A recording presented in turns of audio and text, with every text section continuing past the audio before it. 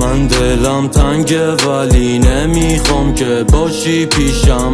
دورم از این آدم ها درست مثل گرگو میشم. دل و جرأتم اصلا ربطی نداره بریشم.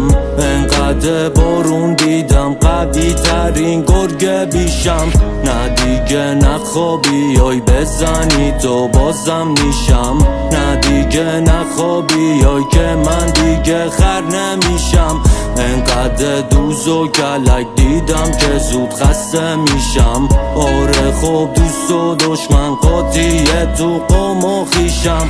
مثل من پیدا نمی کنی تو هم برو بگرد. همه ذره مار بهت میدن اینجا جای شکر.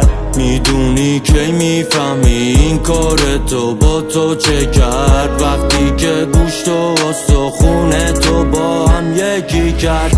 من دلم تنگه ولی نمیخوام که باشی اینجا. دل من تنگه ولی ممنوع دیدن چشات. من دلم تنگه ولی نمیخوام که باشی اینجا. دل من تنگه ولی ممنوع دیدن چشات. آره خب منم آدم بودم گذاشتی رفتی تو.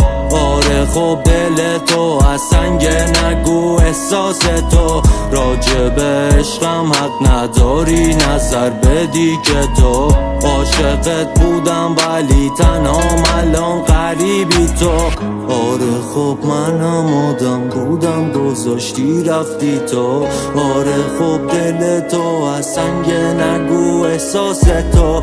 نمیدونم کی میتونم من فراموشت کنم. نباشی آخه واسه کی میتونم قاطی کنم.